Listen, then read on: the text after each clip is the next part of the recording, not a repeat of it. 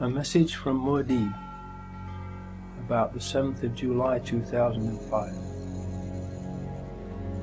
Dear viewer, I hope this finds you well, in good spirit and having a good day. Regarding the 7/7/2005 terrorist attacks in London, let us look at the facts and see what we were told and compare them. Then, using Occam's razor and common sense, let us see what conclusions are to be drawn, so we can all understand what most likely really did happen that day. First chapter, title, Mock Exercises and Bomb Hoaxes in the Run-Up to 7/7/2005.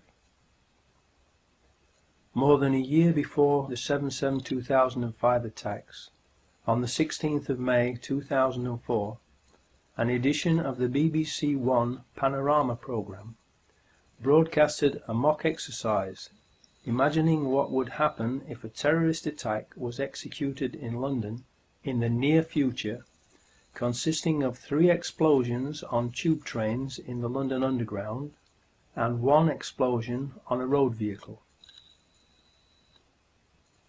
The following excerpt from the BBC programme gives us a good idea of why this programme was made. If there are now bombs going off above ground, in this case a lorry being attacked, it could happen anywhere. So the potential for mass panic across not just the capital but the whole country is very much with us. I think therefore we need to look at more serious measures. We do have reserve powers in effect to take over the BBC if we were to wish to, and to get them to broadcast whatever we wanted them to broadcast. Those powers are there in the Broadcasting Act. My advice to the Prime Minister would be not to use those, but I think we should be talking to the broadcasters about having the Prime Minister on the air very quickly. You wouldn't disagree with that, Michael, at all? No, I entirely agree that the Prime Minister should be out there, and we shouldn't be using the powers to bring in the BBC, but we should certainly be talking to the broadcasters about the way in which the coverage is going to be organised. Please note well that he said the coverage is going to be organised. In other words, he was saying that they would write the script for and then edit and control the media coverage of an event in which there were 3 explosions on London tube trains and 1 on a road vehicle, if such an event were to take place in the near future. The question that begs to be asked is this: was that what they were actually in the process of planning, and precisely the reason for that programme? This is the kind of terrorist attack the government repeatedly says is going to happen. We've been absolutely clear, we can't guarantee that there will never be an attack. It's quite likely that they're planning one now. I am wondering about the purpose and effect of this very programme. This BBC Panorama programme appears to have been used by those behind the 7/7/2005 attack as the means by which the media's response to the attack in the near future was studied, so it could be controlled and directed towards their own ends. Mr. Price plays the bad cop and issues the threat of taking over control of the BBC, and then Mr. Portillo plays the good cop and says that there is no need to do that as long as the BBC behaves itself and broadcasts whatever they want them to. The good cop, bad cop scenario is just theatre, to deceive the viewer. The reality is that the BBC is a government propaganda machine and is already, and always has been, controlled and used by the government. The headlines at 9 o'clock. In the past hour, there have been 3 major explosions on the London Underground. The first occurred at 8:10 on the Piccadilly line between Knightsbridge and Hyde Park Corner. The second at 8:16 on the Central line between Tottenham Court Road and Oxford Circus. And the third at 8:27 as a train was arriving at Vauxhall Station from Stockwell on the Victoria line. Emergency services have been called to all three scenes. There are no reports available yet on the number of casualties, and the police have said that it's too early to identify a possible cause. London Underground is now closed, and the police are asking people not to travel. 350,000 people alone are making their way towards the City of London at this point. And if the access overload system has been triggered and they can't get onto their mobile telephones, this will have profound implications for them, the next of kin. We can now confirm that a tanker carrying chlorine has exploded at the junction of Shoreditch High Street and Commercial Street. Chlorine is extremely toxic in this form, and the police are issuing express warnings to people to stay indoors, close windows and remain there until the all clear is given. In the days leading up to 7/7/2005, there were hoax bomb scares in Nottingham and Sheffield. Were these false alarm hoaxes meant not only to cause panic and confusion, but also to lull everyone into a false sense of security and into thinking that the initial reports in London on 7/7/2005 would also be false alarm hoaxes, so people would ignore them until it was too late? Second chapter title: Peter Power, Dupe or Accomplice?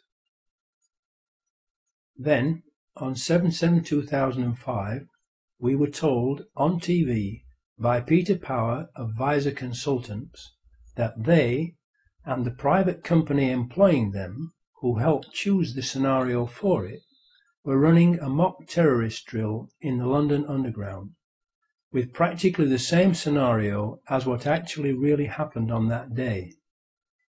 In other words, the actual mock anti-terror drill that the BBC Panorama programme of May 2004 had outlined had been chosen by Visor's client to be carried out on the very same day that 4 Muslim suicide bombers also chose the same scenarios that Visor's client had chosen for the mock drill, causing real and devastating explosions on 3 London tube trains and 1 road vehicle. Please think about that unbelievable set of coincidences for a few seconds, to let the implications of it sink in. Then, please ask yourself, what are the odds against all of that happening by chance? Just to get this right, you were actually working today on an exercise that envisioned virtually this scenario. Almost precisely. I was up until 2 o'clock this morning because it's our job, my own company, Visor Consultants. We specialise in helping people to get their crisis management response. How do you jump from slow time thinking to quick time doing? And we chose a scenario with their assistance which is based on a terrorist attack because they're very close to a property occupied by Jewish businessmen. They're in the city, and there are more American banks in the city than there are in the whole of New York. A logical thing to do. And I've still got the... I was going to say, how extraordinary today must feel for you as it unfolds. In his TV video clip, Peter Power states that their customer helped to choose the exact scenario. I repeat, Visor's customer helped to choose the exact scenario. To this day, Peter Power refuses to publicly identify the customer who chose the exact scenario. Why? Third chapter title: Foreign Security Firms. Can they be trusted? Verint Systems is the security firm that is responsible for the CCTV surveillance cameras in the London Underground rail network, and it is an Israeli company with approximately 1,000 employees.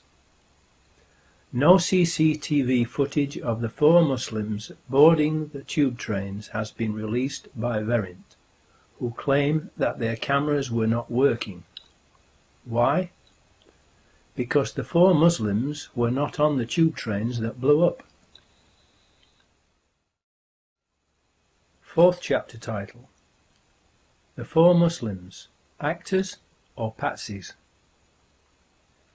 We were also told that the training exercise involved 1,000 people and, of course, amongst those 1,000 people would have to be the 4 people who were recruited to play the parts of the mock terrorists. Therefore, as part of the exercise, they would have recruited 4 young Muslim men to carry 4 backpacks that were to contain mock explosive devices. Who were their Muslim recruits? These Muslim men would naturally buy return train tickets and not one-way tickets, because they would be going home after playing their parts in the training exercise. One of them, the oldest, who would be considered the ringleader of the group because of his age, would have been asked to make a suicide video prior to 7/7/2005, being told it would form part of the training mock terrorist exercise, in order to make the exercise, and possibly a film to be made of it, look as realistic as possible. He would obviously not have been told the details of the whole plan until later, probably when he and the others arrived at Luton on the 7th of July 2005, to make absolutely certain that the scenario of the drill which would take place that day could not be talked about by or to anyone. The second oldest would also be asked to make a similar video as a backup for just in case anything went wrong, and or the oldest pulled out of the drill before the 7th of July 2005. It should be noted that neither Mohammed Siddiqui Khan nor Shehzad Tanweer specify what their targets were in their videos. It is also interesting to note that no one has ever claimed responsibility for the 7/7/2005 bombings, except for a message on a fake Al-Qaeda website on the same day that was traced to Texas in the USA. 2 years afterwards, because more and more people doubt the official story and are proving it to be lies and deception, and are rightfully demanding an independent investigation, the police have arrested, frightened, intimidated and harassed Mohammed Siddiqui Khan's widow into publicly condemning her husband. She has a young daughter to protect and has stated that she is now afraid of the police. They kept her in custody for 6 days to intimidate her, and then showed her what they claim is her husband's will and suicide note. Obviously, this was done to get her to condemn her husband publicly, in exchange for the authorities' implied agreement to leave her alone, to which she will have agreed in order to protect herself and her young daughter from further harassment. Where were these documents found, and why did it take 2 years for them to be shown to her? They are, after all, her rightful property, if genuine. 2 years is ample time to forge a short handwritten note and signature on a will. In view of the amount of time this suicide note has taken to be mentioned, the timing of it, and all the lies and evidence the authorities have told, fabricated and planted, it cannot be trusted and must be considered another forgery, along with any other new so-called evidence that they might come up with. So the scene is set for the training exercise to go ahead. The fake terrorists have been recruited, the suicide videos have been made, and everyone has been given basic instructions for the day that the exercise is to be put into operation, 7/7/2005. The 4 mock terrorist actors were to meet at Luton train station at 07:20 AM on the 7th of July 2005 and catch the 07:40 AM train from Luton to King's Cross Thameslink station with their pretend bomb backpacks, and then split up and catch 3 tube trains and 1 bus to prearranged destinations, where the fake explosions were to take place as part of the training exercise. Finally, the big day arrived. Everyone was ready.